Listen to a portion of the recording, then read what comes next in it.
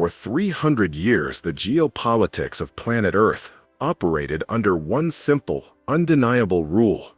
Britannia rules the waves. Before the invention of the atomic bomb, before the intercontinental ballistic missile, the ultimate projection of a nation's power was the battleship. It was 40,000 tons of hardened steel. It carried guns that could hurl a car-sized shell over the horizon. It was a statement that said, "Do not mess with the British Empire."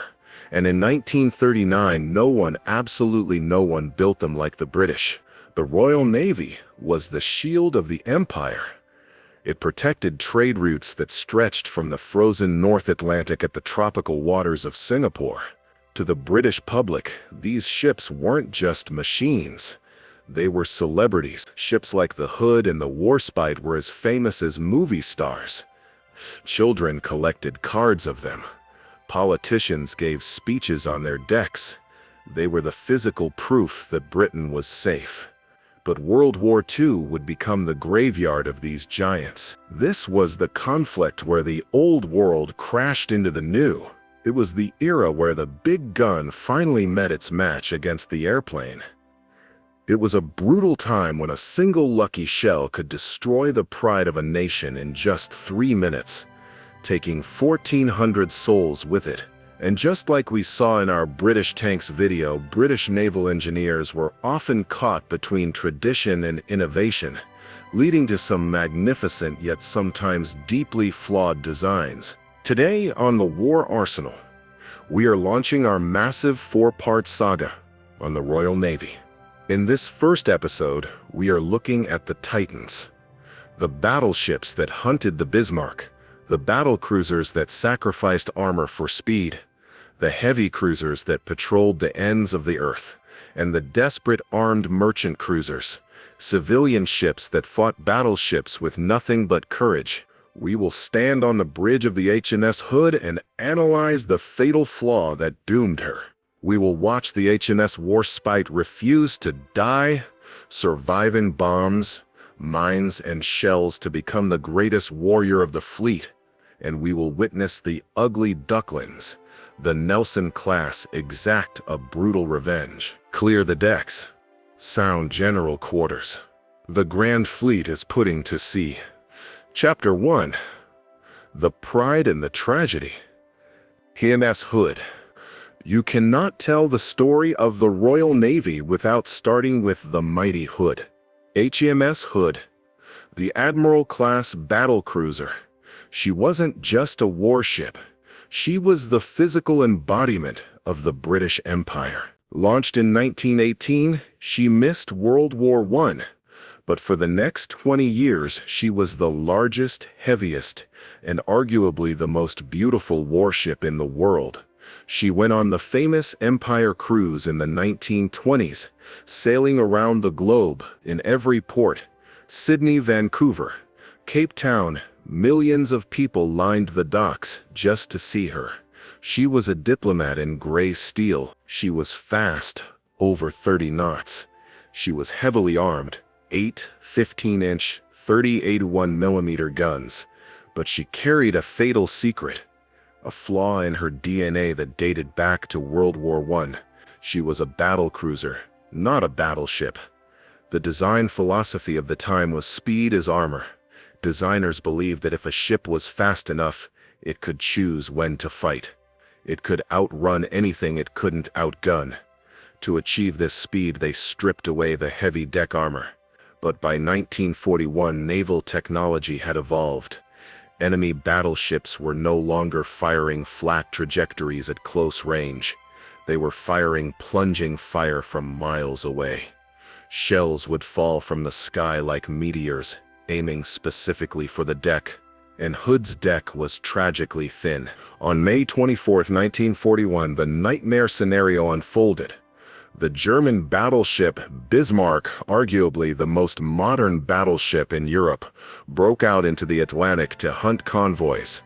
HMS Hood, along with the brand-new battleship HMS Prince of Wales, was sent to stop her in the Denmark Strait between Iceland and Greenland. At 05:52 a.m., the guns roared. The Hood fired first, but the British optics were confused by the German camouflage, and they initially targeted the wrong ship, the heavy cruiser Prinz Eugen. The Germans, however, made no mistake. Their optical rangefinders were state-of-the-art. The Bismarck found the range on the third salvo. Admiral Holland, on the Hood, knew his deck was weak. He ordered a sharp turn to close the distance fast, hoping to get into the immunity zone where the shells would hit his side armor, which was thick instead of his deck. But he was too late. At 06:00 a.m., just as the Hood was turning, a single 15-inch shell from the Bismarck plunged from the sky. It punched through the thin deck armor effortlessly. It didn't explode on the surface. It went deep into the bowels of the ship, straight into the aft 4-inch magazine, which was right next to the main 15-inch magazine holding 100 tons of unstable cordite propellant. The explosion was apocalyptic. Witnesses on the Prince of Wales described a column of silent white fire shooting 1,000 feet into the air, followed by a debris cloud that looked like a mushroom cloud. The mighty Hood, 46,000 tons of steel, snapped in half like a toy. The bow rose vertically out of the water, the forward turret firing one last defiant shot as it went under. She sank in just 3 minutes. Out of a crew of 1,116 men, only 3 survived. 3. The shockwave hit the British psyche harder than the Blitz. The symbol of the Empire had simply vanished. But this tragedy unleashed a cold, calculated fury in London. Chapter 2. The Grand Old Lady. HMS Warspite. If HMS Hood was the fragile celebrity, HMS Warspite was the gritty, unkillable street fighter. She was a Queen Elizabeth-class battleship. Launched way back in 1913, she was a veteran of World War I. At the Battle of Jutland in 1916, she took 13 heavy hits. Her steering jammed, forcing her to sail in circles in front of the entire German fleet, acting as a shield for the rest of the British line. That steering problem would haunt her forever. Even 30 years later, whenever she got stressed in battle, she would start to drift to starboard. The crew called it her personality. By WWII, she was old, but the Admiralty rebuilt her. They gave her new engines, new anti-aircraft guns, and a modern bridge superstructure. She became the most decorated ship in Royal Navy history. They called her the Grand Old Lady. Her combat record reads like a movie script. Narvik, 1940. The Warspite did something battleships are never supposed to do. She sailed up a narrow Norwegian fjord to hunt destroyers. In the confined waters, she annihilated a fleet of 8 German destroyers. Her own Swordfish floatplane even bombed and sank a U-boat, the first time a battleship's aircraft ever sank a submarine. Matupen, 1941. In the Mediterranean, the Italian fleet was a major threat, but as we saw in our Italy video, they lacked one crucial technology: radar. In the pitch black of night, Warspite and her sisters detected 3 Italian heavy cruisers, Zara, Fiume, Pola. They closed to point-blank range, just 3,000 yards. When Warspite turned on her searchlights, the Italians were caught completely unaware. Warspite opened fire. At that range, she couldn't miss. In less than 5 minutes, 3 modern cruisers were reduced to burning scrap metal. But her toughest test was yet to come. In 1943, off the coast of Salerno, the Luftwaffe attacked her with a secret weapon, the Fritz X radio-guided bomb. This was the grandfather of modern smart bombs. A massive armor-piercing bomb dropped from 20,000 feet and hit Warspite directly. It punched through 6 decks, tore through the boiler room, and blew a massive hole in the double bottom of the hull. The shockwave launched the 15-inch turrets into the air. Any other ship would have sunk. Warspite, she took on 5,000 tons of water. She lost all steam. She was dead in the water, but she refused to sink. She was towed sideways, crab-walking through the Mediterranean to Malta. Because they didn't have steel plates big enough to fix the hole, they repaired her with concrete. Yes, concrete. With a concrete bottom and half her boilers working, she sailed to Normandy on D-Day. She shelled the beaches of Normandy with her guns worn out and her steering jammed, famously spinning in circles while firing. She was the ship that simply refused to die. Chapter 3. The Ugly Ducklings. Nelson Class. Now, look at this weird thing. In our British tanks video, we saw the Tog-Eye Key. The Navy had its own freak design. The Nelson class, HMS Nelson and HMS Rodney. These ships look like someone designed a battleship but ran out of budget for the back half. All three massive turrets carrying 9 16-inch guns are clustered at the front of the ship. The bridge is pushed way back. Why? This design was forced by the Washington Naval Treaty to keep the ship under the 35,000-ton limit, but still carry massive guns. Engineers had to shorten the armored citadel by grouping all the guns together. They needed less armor plating to protect the magazines. They were slow, 23 knots. They were ugly. The crews nicknamed them Nelsol and Rodnol because they looked like oil tankers. And when they fired their guns backward past the bridge, the blast was so powerful it would shatter the bridge windows and crack the toilets in the officers' mess. But they carried the biggest guns in the British fleet.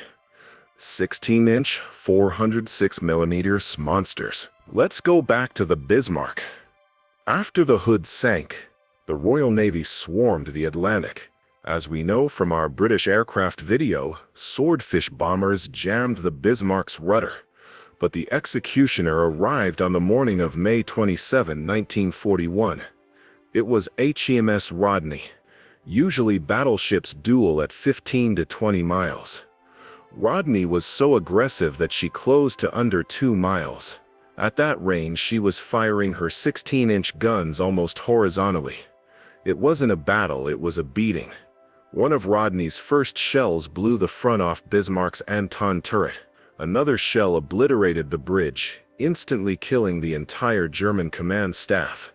Rodney pounded the German ship until the decks were a river of fire. She even fired her underwater torpedoes at the Bismarck, becoming the only battleship in history to torpedo another battleship. By the end of the battle, Rodney had fired so many heavy shells that she damaged her own hull plates from the recoil. The ugly Duckling had avenged the mighty Hood. Chapter 4. The Modern Era. King George V class. By the late 1930s, the treaties were falling apart. Britain needed modern battleships. Enter the King George V class, KGV. Ships: King George V, Prince of Wales, Duke of York, Howe, Anson. These were technological marvels, heavily armored, fast, 28 knots, and equipped with the best radar systems in the world. But they had a controversy: their guns. While America and Japan were building 16-inch and 18-inch guns, the British stuck to 14-inch 30-56mm guns. Critics said they were undergunned, but the British argued, "We can fire faster, and we have better radar." The HMS Prince of Wales had a tragic life. She fought the Bismarck while she was brand new. Her civilian workers were still on board fixing the guns during the battle. Then she was sent to Singapore to deter the Japanese. This mission, Force Z, was a disaster. On December 10, 1941, she and the battlecruiser Repulse were attacked by Japanese land-based bombers. In our British aircraft video, we saw how important air cover was. Well, here they had zero air cover. It was a slaughter. Both ships were sunk. This moment changed naval history forever. It proved that the era of the battleship was over.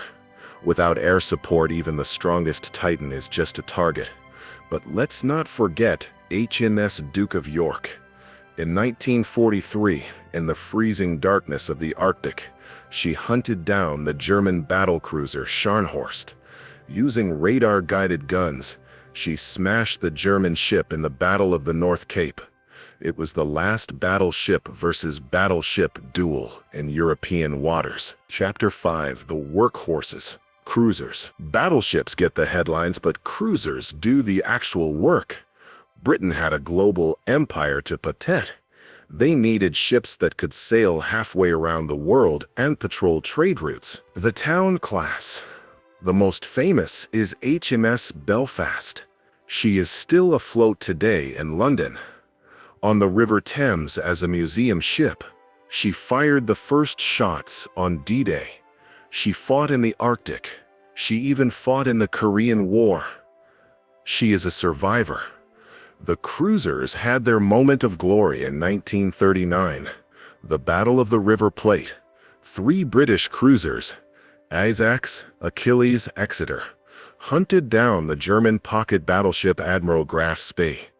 The German ship had bigger guns, but the British cruisers swarmed it like a pack of wolves. HMS Exeter took massive damage. Her bridge was destroyed, the steering was gone, and the captain was commanding the ship from the aft emergency station, using a chain of sailors to pass verbal orders. But she kept firing until her guns failed. They forced the German captain to scuttle his own ship. It proved that aggression and seamanship matter more than caliber. Chapter 6: Heroism of the Weak. Armed merchant cruisers. We cannot end this video without mentioning the most tragic and heroic class of all: the Armed Merchant Cruisers, AMC. These were civilian passenger liners, cruise ships, hastily painted gray, with a few old WWII guns bolted onto the deck.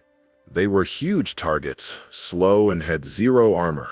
On November 5, 1940, the AMC HMS Jervis Bay was escorting a convoy of 37 merchant ships. Suddenly, a nightmare appeared on the horizon: the German pocket battleship Admiral Scheer. The Jervis Bay was a converted cruise ship with 6-inch guns. The Scheer was a dedicated warship with 11-inch guns. Captain Figan of the Jervis Bay knew he had no chance. He was attacking a lion with a pocket knife. But he didn't run. He ordered his ship to turn towards the German battleship. He dropped smoke canisters to hide the convoy and charged. The German battleship focused all its fire on this annoying liner. The Jervis Bay was smashed to pieces. Her bridge was blown away. She burned from bow to stern. Captain Figan continued to give orders even as his arm was blown off, until he went down with the ship. But his sacrifice worked. Because the German ship was busy killing the Jervis Bay, the convoy scattered. Out of 37 ships, the Germans only caught 5. 32 ships escaped because one cruise liner decided to fight like a battleship. That courage is the true legacy of the Royal Navy. The end of the gun era. So what is the legacy of the British Titans? They started the war as the rulers of the ocean. They ended the war as a secondary force to the aircraft carrier. The tragedy of the Hood showed their vulnerability. The stubbornness of the Warspite showed their grit. The fury of the Rodney showed their power. And the sacrifice of the Jervis Bay showed their heart. The Royal Navy learned a hard lesson in WWII. Big guns are impressive, but if you don't control the sky above them, they are just expensive coffins. The game changers. The battleships were the past, but the Royal Navy was also building the future. While the Hood was sinking, another type of ship was launching a strike that would inspire Pearl Harbor. Armored decks, swordfish bombers, the Fleet Air Arm. Next time, we look at the ships that changed the game. We unlock the inventory of the British aircraft carriers, from the unsinkable Ark Royal to the indestructible Illustrious. This is the war arsenal. Steady as she goes.